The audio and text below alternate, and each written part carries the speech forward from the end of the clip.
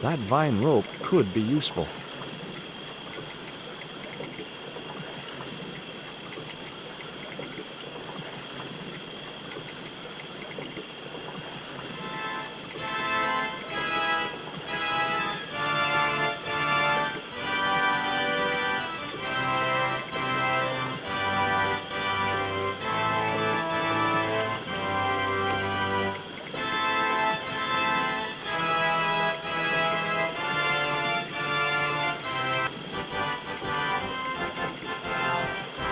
I placed the bank statement over the damp leaves.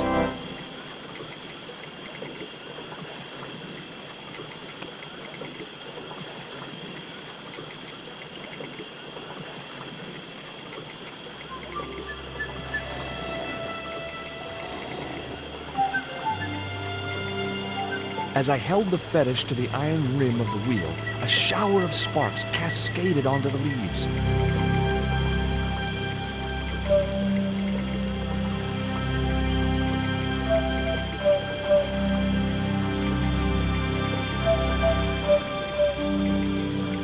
Quick, man!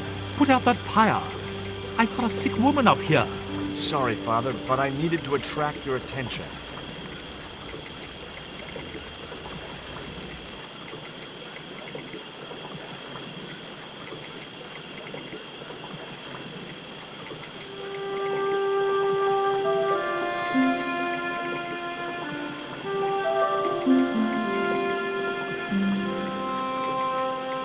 Who are you?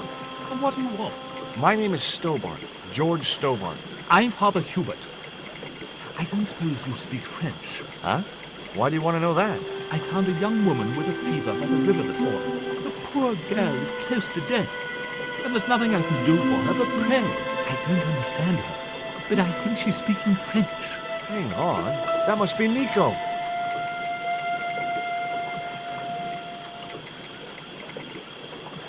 That's my girlfriend you've got in your treehouse. What's the matter with her? She's been bitten by a venomous river snake. But can't you do something for her? There's a cure, isn't there? I ran out of penicillin and morphine years ago, but the local people speak of a root which they believe will counteract the poison. Where can I find this root? I don't know, but maybe the shaman at the village can tell us. Will you show me the way to the village? Me? Oh, but I can't. Can't? Nico's life depends on it. You're right. Of course I should, despite my own guilt and shame. But I can't go as a representative of God with a creased collar. A creased collar? You mean you put your personal attire higher than the life of a sick woman? I will not go to that village looking anything but my best. Give me your collar. I'm sure I can find a way to press it. Thank you, my son. In the meantime, I must contemplate my sermon. There was obviously more than a creased collar bothering the priest.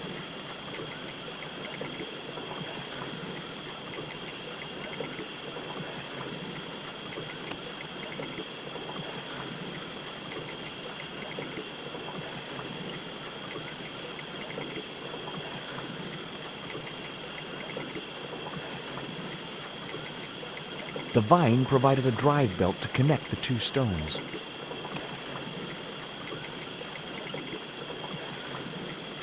So there I was, hundreds of miles from civilization, doing the housework for a priest. It's a strange world.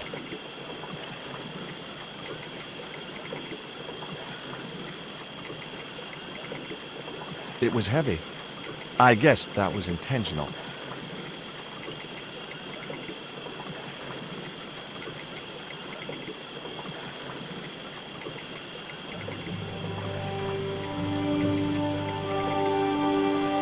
The press worked surprisingly well on the collar.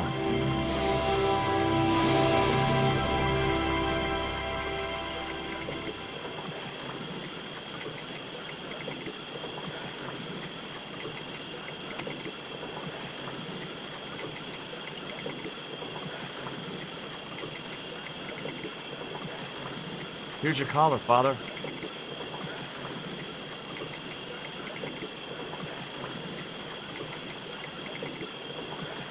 Thank you, George. You'd probably think it a little odd of me to make such a fuss. Oh no, If I'd been living in the jungle for 11 years, I'd be completely screwy too. Screwy? Yes, perhaps I am. Ever since my last visit to that village. Now you've got your collar back, will you take me to the village? I've still not finished my sermon. Look, Father, I still don't know why you're so reluctant to visit that village, and it's none of my business. Whatever the reason, it can't be more important than saving Nico's life. You're right. I must be crazy. We must make haste if we're to reach the village before nightfall.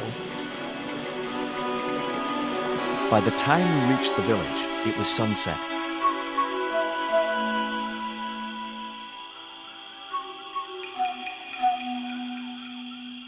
Hello, boys.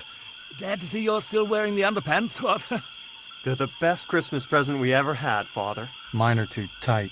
Well, we all have our cross to bear. This is George. He has a request to make. I'm afraid I can't stay. Good luck, George.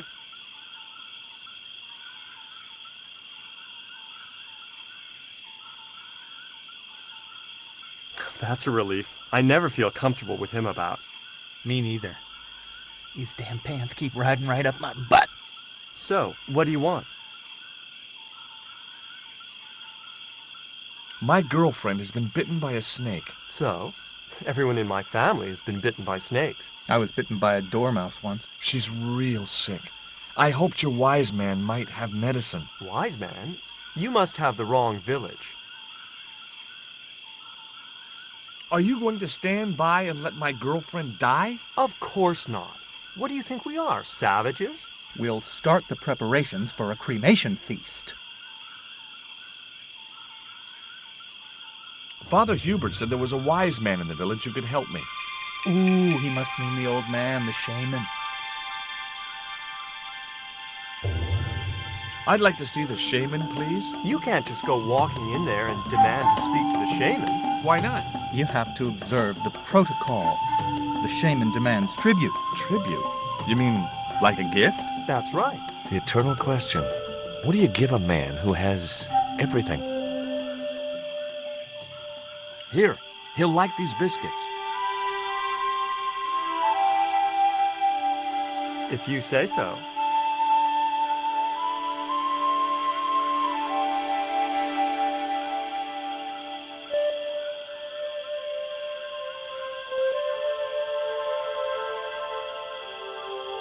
He liked the biscuits, especially the black ones. He wants to know if you've any more.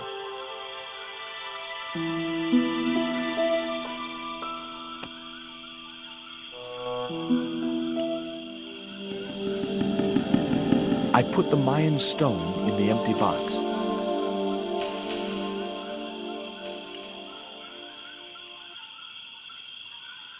Here, I found some more of those biscuits for the shaman. I'll give them to him.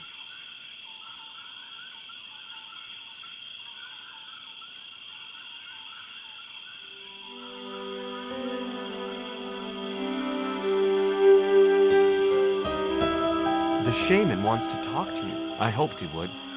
Well, it's been nice to talk to you guys.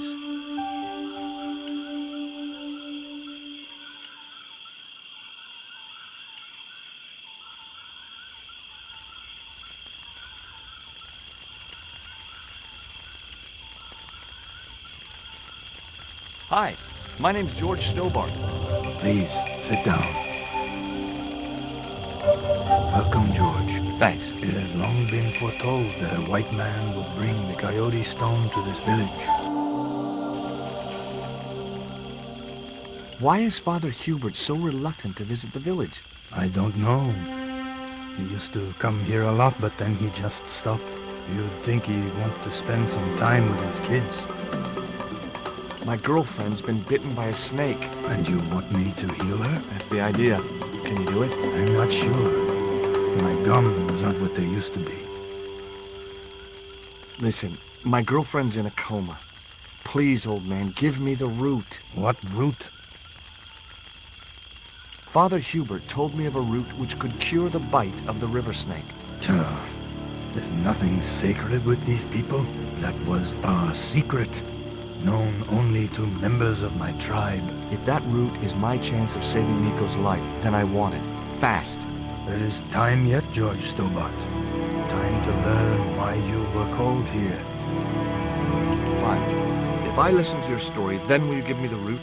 The eel travels far, but still returns to the place of his spawning. And look, I'm running a tight schedule, so can you skip the riddles? Many years ago, when the world was young,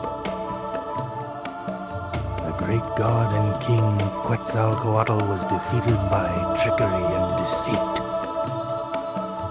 His enemy Tezcatlipoca took his place as leader and demanded terrible human sacrifices. A group of loyal priests found a way to trap Tezcatlipoca. But his powers were so great, they knew he would not remain trapped forever. His time of incarceration would end with the eclipse, which marked the close of the Fifth Age. So the priests fashioned 3 obsidian stones which contained the power to seal the mirror for all time. But before the stones could be put in place, they were seized by the invading Spanish. But how did they trap Tez, the evil god? They built a pyramid which they told Tezcatlipoca was dedicated to him. At its center, they fashioned a huge mirror of perfectly smooth obsidian. Luring him into the pyramid with praise and flattery, they used sorcery to ensnare him in the mirror.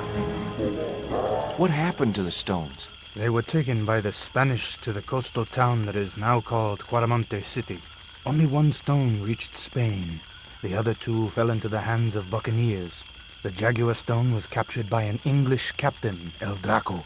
The Eagle stone was taken by a pirate called Ketch. The 3rd stone, the Coyote stone, reached Spain safely. That is the stone in your possession.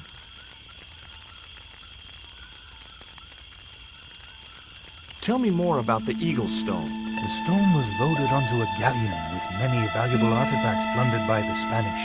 But shortly after leaving harbor, a terrible squall blew up and damaged the ship. The ship was intercepted by a bloodthirsty pirate, Captain Ketch.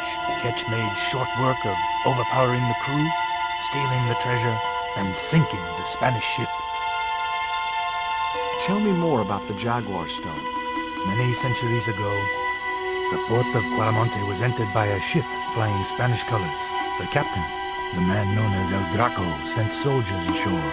Only when the soldiers arrested the mayor did the people realize that they were English privateers. The mayor was held hostage while the soldiers looted and plundered the city. Amongst the treasures they stole was the Jaguar Stone. Where is the Jaguar Stone now? I suppose El Draco took it back to his homeland, across the Great Sea. To England. Where's the Eagle Stone now? Nobody knows for sure. Ketch retired from piracy and bought an island in the Caribbean. What do I do when I find the stones? Bring them here to me and I shall prepare you. The stones must be taken to the heart of the pyramid. Only there can they be used to seal the gate by which Tezcatlipoca will return to this world. Now do I get the route? Here, take it. Make haste if you wish to save the girl's life. The hummingbird sings to me of death to come. Now you're talking in riddles again. Listen, is it okay if I crash here? I've got no chance of finding my way through the jungle in the dark. You're welcome, but you probably won't get much sleep. Tonight's the night of the monkey dance.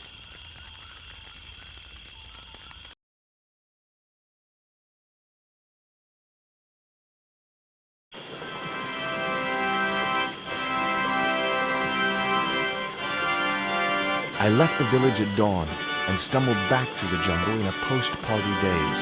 It was just like sneaking back to my parents' house when I was younger. Except Oakland didn't have monkeys or parrots.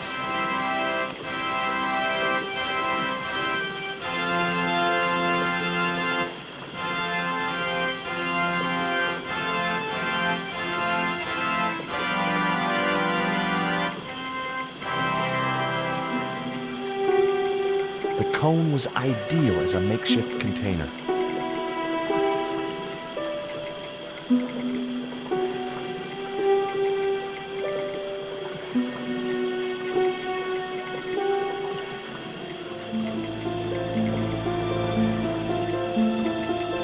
the liquid was squeezed from the root, it collected in the cone.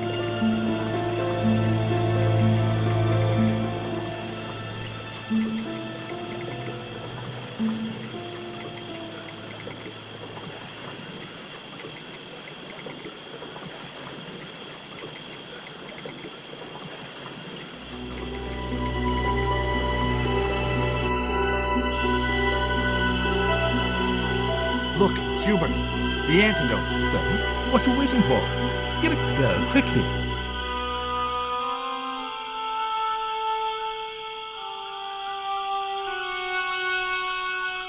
Nico. Here, drink this. Oh, George, it's horrible. Just swallow it down. Okay, try and rest now, darling. You'll need all your strength when we go after the other 2 stones. Other stones? What other stones? What have you gotten me into now, George Stobart? The patient is sounding more like her old self already.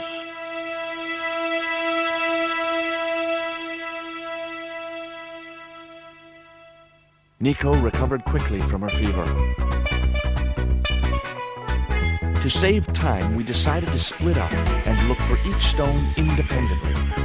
I traced the pirate Ketch to a remote island in the Caribbean. With the fortune he'd amassed from piracy, he'd retired to a place that was later called Ketch's Landing.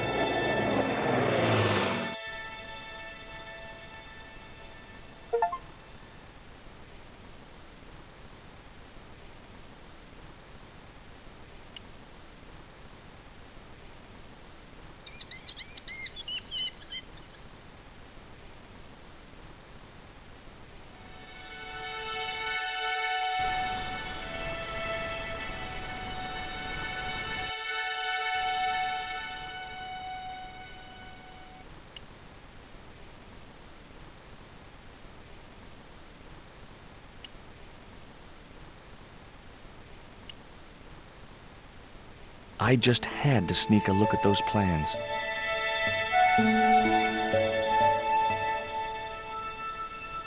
Hey, get out of there. You know, wherever I go, I hear those words. Paris, Syria, Ireland, or Spain. Makes no difference. What do you think you're doing? I was trying to show some interest in your project.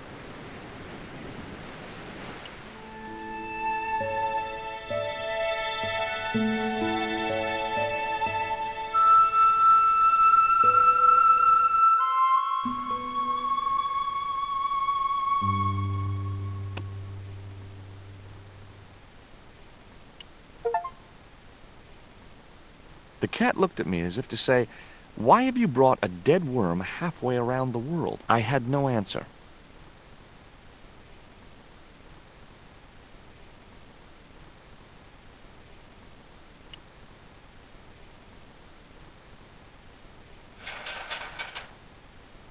The ladder extended easily. Hi, my name's George Stobart. Good afternoon, Mr. Stobart. Would you care for tea? No, thank you, ma'am. I don't like tea. Is that your cat? Yes, it is. That's Ruddles. Do you like cats, Mr. Stobart? I love them. They're so cute with their claws and their little puckered butts. Aren't they, though? Don't encourage him, Mina. Can you tell me anything about Captain Ketch? More than you can tell me about your great-great-great-great-grandfather, no doubt. You're his descendants? Certainly. Captain Ketch was born in Dorset, England, in the reign of King Henry VIII. His family were undistinguished farmers, but young Frederick Ketch decided to go to sea. We have plenty of seamen in our family, Mr. Stobart. Are you interested in history, Mr. Stobart? Yes, I am. Is it true Frederick Ketch was a pirate? Frederick Ketch was emphatically not a pirate. They hanged him, you know. Down there on the beach in front of his family. Didn't bother with a trial. Just whipped him out from his breakfast table and hoisted him up in chains. Well, if he wasn't a pirate, what did they hang him for? Envy. Pure green-eyed envy. He had been a successful privateer, you see, and had accumulated great wealth. As rich as a mink in a paddock. Shut up, Mina. Yes, Frost. The small-minded governor and his lackeys wanted his money, trumped up some ridiculous charge about breaking the conditions of his letter of marque, and hanged him like a common thief. The blackguards! Letter of marque? The document that permitted him to engage and destroy the enemies of the crown. The difference between a lawful privateer and a pirate. Yoo-hoo! Sorry, Frost. Well, why didn't Ketch just say, take a hike, guys, I've got a pirating license? Frederick Ketch was not a pirate! But he did show them his letter of marque. But they destroyed it and hanged him anyway. You were telling me about Captain Ketch. Do go on. Oh, yes. He sailed under Hawkins. Jim Hawkins? John Hawkins, one of the great traders of the Elizabethan age. In 1568, Frederick Ketch was a young man serving aboard the Jesus, Hawkins' flagship. They sailed from England to Africa and across the wide Atlantic to these islands. Ketch was never to see the shores of England again. How come Ketch never made it home? Because the Spaniards sank the Jesus in an act of treachery. You said Hawkins' fleet traded between Africa and the Indies. What was it they were trading? Black men with no shirts. You have to understand, Mr. Stobart, that this was the 16th century. But that doesn't alter the fact that Hawkins and Ketch were slavers and pirates. Would it surprise you to learn that Hawkins was also a devoutly religious man? He transported slaves in a ship named after Jesus Christ. In my book, that makes him a hypocrite. What happened to Ketch? Was he killed? Oh, no. He got away and returned to this island, to this very house. The Frederick Ketch Memorial Museum. It's a museum? That could be just what I'm looking for.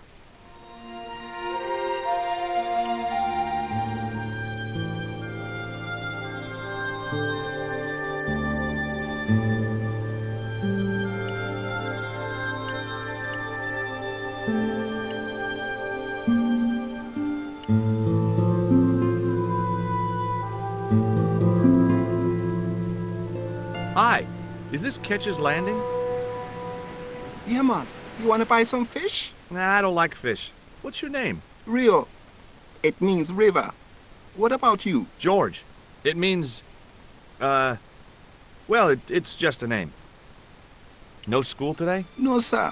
What about your education? I can fish, sail, and swim. I've been looking after myself since I was 6, and I'm bilingual. Aren't you a little overqualified for a beach bum? Well, you know, there's a lot of competition. What do you know about Captain Ketch? Just what everybody knows around here. He was a pirate and get himself hung.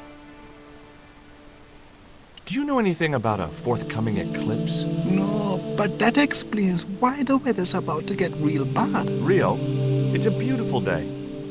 There's no more than a whisker of cloud in the sky. Trust me, man, it's going to get real bad. Do you know anything about pirate treasure? Man, that's all stories. There's no such thing as a real pirate treasure.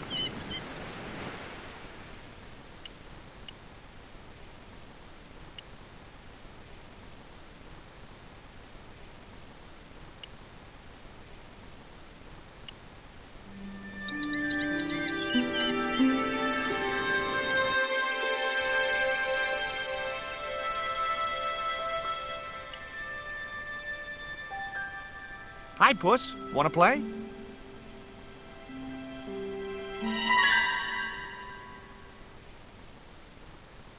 Hey, cat.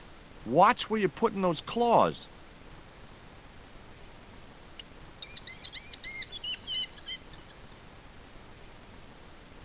I've been talking to Rio, the little fisher boy. I'll thank you not to mention that little wretch in my presence.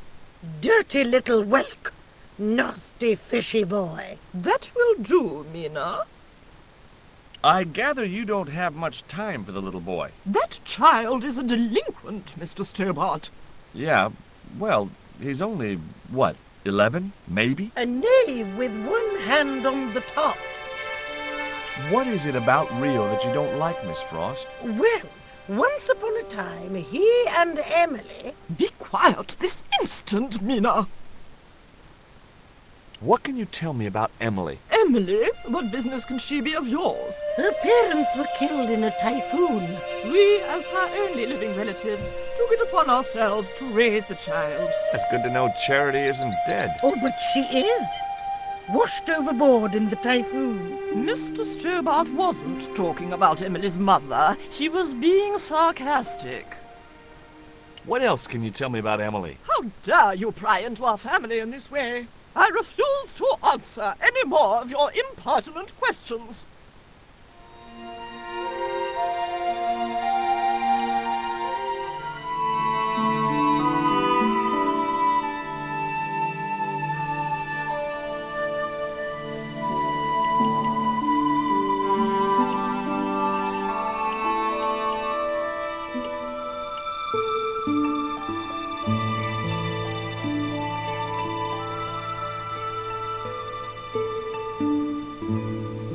Tell me about your friend Emily. Why are you so interested in Emily Ketch? Emily Ketch?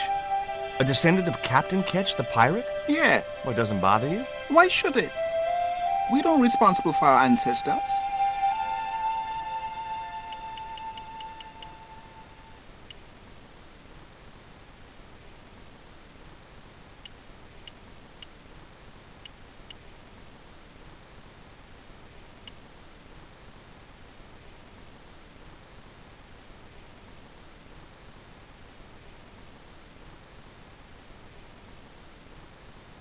My name's George Stobart. You're a surveyor, right, Mr. Bronson. And of course I'm a surveyor. Why the hell else would I have a theodolite? I don't know. Hobby, maybe? Yeah, right. What brings you here, anyway? I'm searching for an ancient Mayan artifact. What is it? Some kind of jewel? No, it's obsidian. A black stone with supposedly mystic powers. You're nuts. Tell me about the two old ladies. Who? The Ketch sisters. One of them's crazy as a coot, and the other will turn you to stone if you're not careful. Say, was that kid giving you trouble? The Fisher boy? No, he was very polite. Ha! He's a juvenile delinquent. I suppose he told you I was a crook. Yeah, he did, now you mention it. One of these days, that kid's gonna have a boating accident. Even if I have to hold his head under myself. What are you doing with the theodolite? Surveying the old house. I got great plans for this place. Oh, yeah? You bet. Take a look around. What do you see? Paradise. I see opportunity. This place is ripe for development. I like it just the way it is. And that's where we differ. You see, Mr. Stobart, I'm what you might call a man of vision. I see a great future for Ketch's Landing, and it all starts here, with that house. How do you survey a house like that? I put a target reflector on the end of one of the flagpoles up there on the house. I sight on it from various locations through the theodolite, record the angles along the baseline, and triangulate them to give me the exact position of the target. Understand? Why the end of the flagpole? Wouldn't it have been better on a corner of a wall or something? Are you a surveyor? No, my degree's in law. Then shut up. This is similar to the stone I'm looking for. What makes you think you'll find it here? Because when the stones were stolen in the 17th century... Hold it! The stones have been lost for 300 years? Approximately. And you're hoping to find them again? You're nuts. And why here? A wise old Indian shaman told me he saw the stones in a vision. Ha ha. That's rich. Listen, I got work to do, okay? Catch you later, Bronson.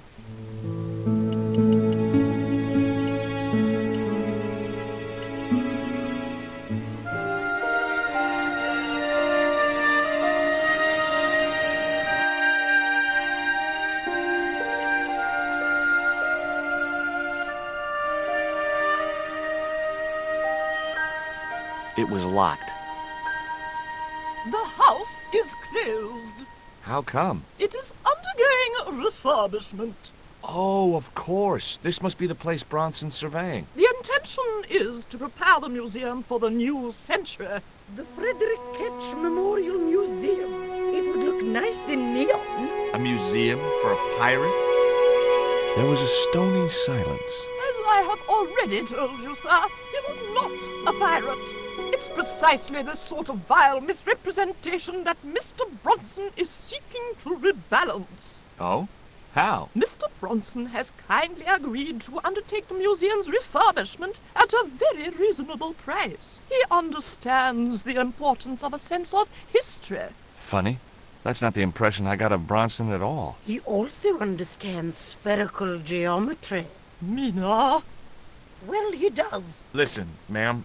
I came a long way to visit this place. If we make an exception in your case, everyone will want to get in. Pardon me, but I didn't exactly have to fight my way through the crowds. You're the second visitor we've had today. No, I'm sorry, but it's impossible.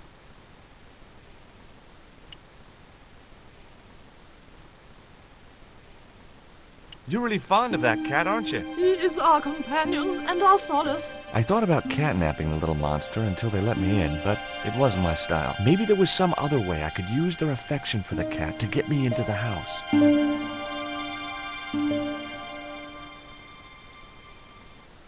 Okay, it was time for diversionary tactics. I thought I saw a little girl down on the beach. You must be mistaken. He must be mistaken. Mustn't he, Frost? I'm sure I'm not. A little girl and that young fisher boy. What? It's not possible. What were they doing? Oh, the kinds of things that all little boys and girls get up to at their age. When I was a little girl, we used to play cows and milkmaids. Woe betide you if you're lying to us, Mr. Stobart. Heaven help you.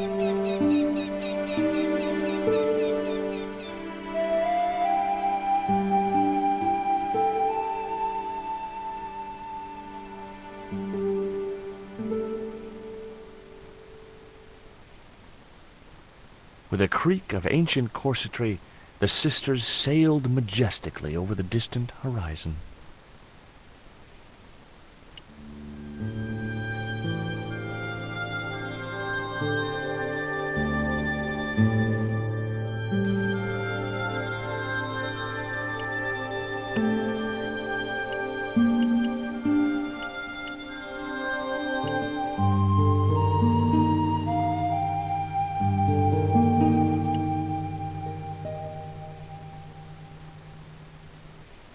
Can you let me have a fish, kid? I thought you said you don't like fish. It's not for me. It's a present. For the old ladies?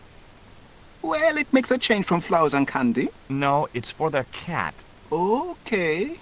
What do I get out of it? I can pay you. I've got Quaramontian dollars, French francs, and traveler's checks. You must be joking.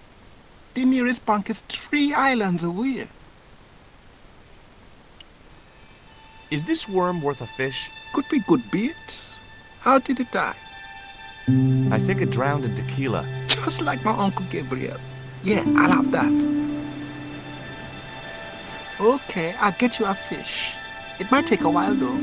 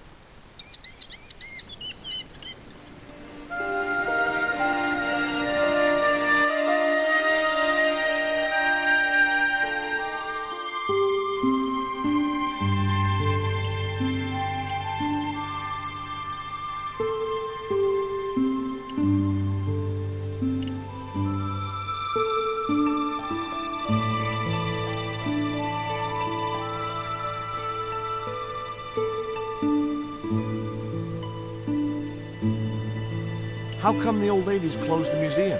It's Bronson's doing. Him have the plans for redeveloping the museum. They're going to regret it, you know. The man's a crook. Will you help me get those plans? I don't want to go nowhere near that man. He promised to draw me when he found the fish I left in his sleeping bag. I think Bronson is trying to cheat those sweet, vulnerable old ladies. That's a little unfair, isn't it? Okay, he's trying to cheat those seriously demented, poisonous old ladies. You have to admire his acumen.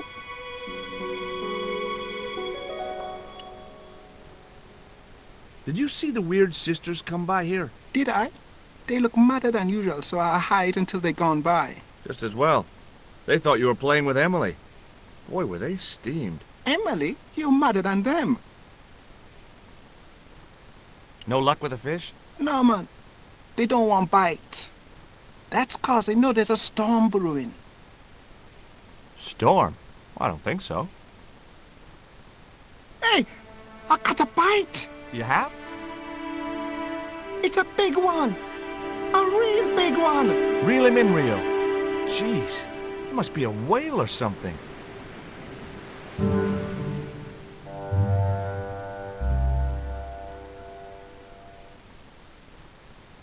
Rustiest whale I ever see. I still need a fish, Rio. Okay, make me try again. Maybe you better change your bait. The only serviceable part of the bicycle's wreck was a rubber inner tube. You just never know when you're going to need stuff like that.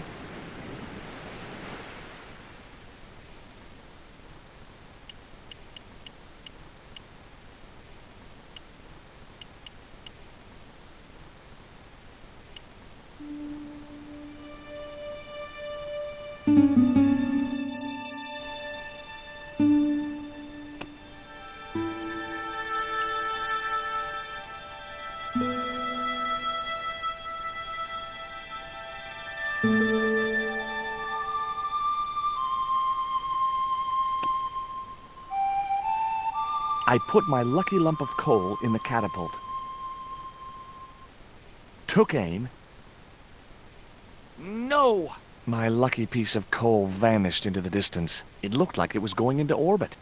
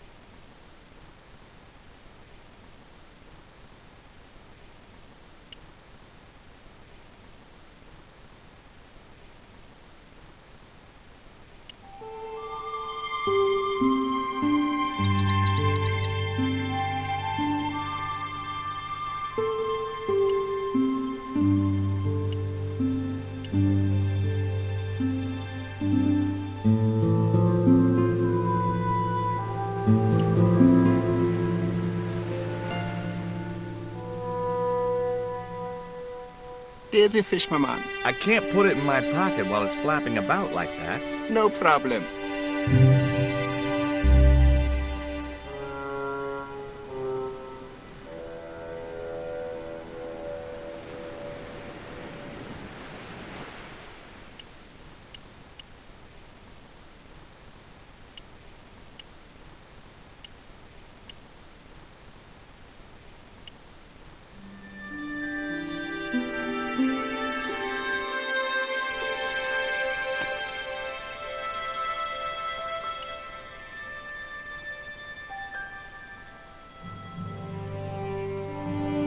That should get the old cat dancing. I just hoped it didn't give itself a cardiac.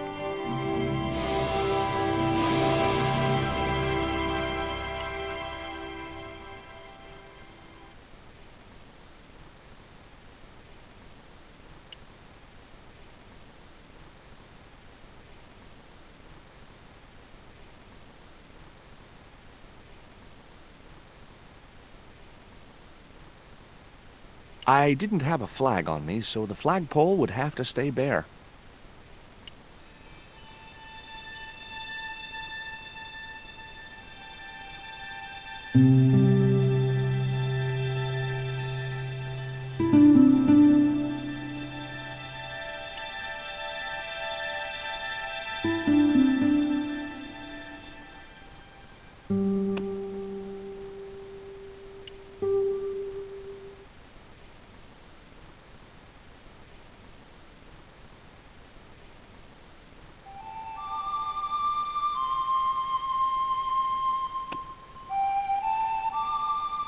I put the ball in the catapult. Took aim. Yes! Okay, so it was a lucky shot, but I'd knocked the theodolite target clean off the end of the flagpole.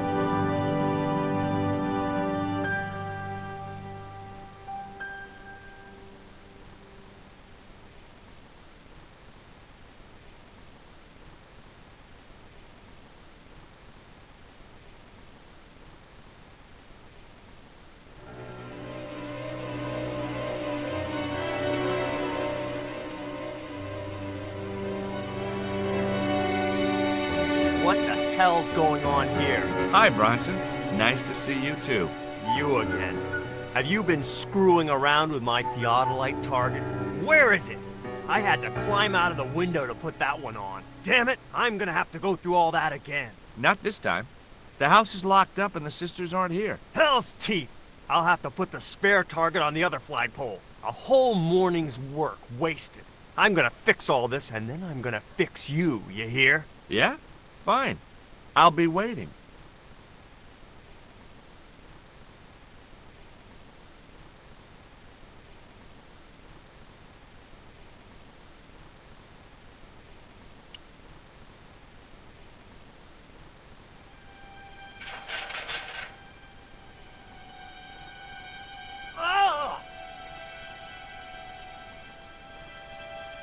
What you doing, Bronson? Just hanging around? I'm gonna kill you for this, Stobart!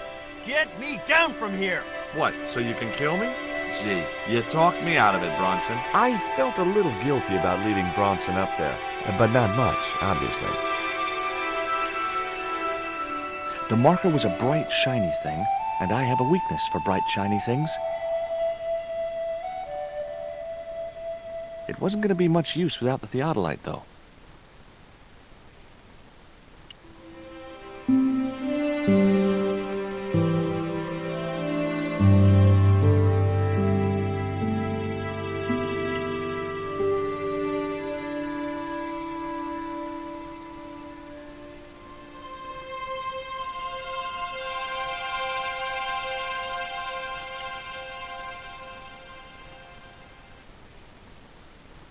With Bronson out of the way, I could finally get a clear look at the plans. Engineers' drawings didn't mean much to me, but one thing was clear.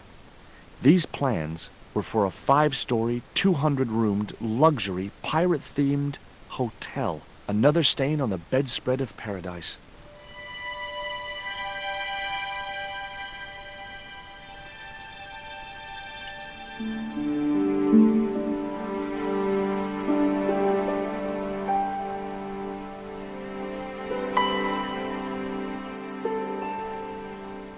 You there? Why is Mr. Bronson hanging from that flagpole? He climbed up there of his own accord. Then help him, you stupid man! Quickly, before he falls!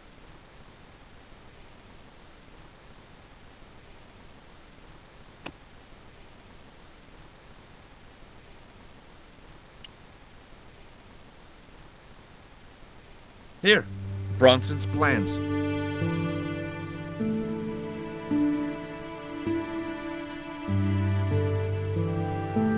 This means nothing to me. She's not wearing her reading glasses. Ah, wait! Yes, I see now. I see it all too clearly. That man is planning to build a huge hotel. Bronson is a confidence trickster. Mina, we have been duped. I'm glad we didn't sign his contract. Oh, I hate tricksters, especially confident ones. Come, Mina.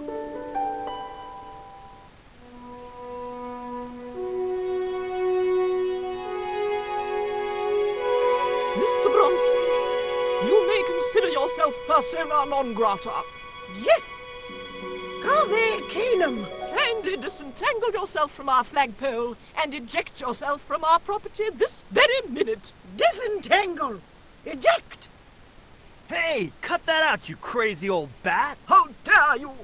Mina isn't crazy, she's just engagingly eccentric. Yeah, as a bedbug. Ouch! Lovely as this little vista is, I'd be really grateful if you could let me into the museum now. Certainly, young man.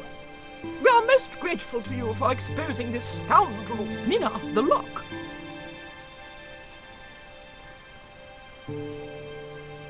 Thanks, ladies. Stobart, be a pal. Get these harpies off me. Ooh!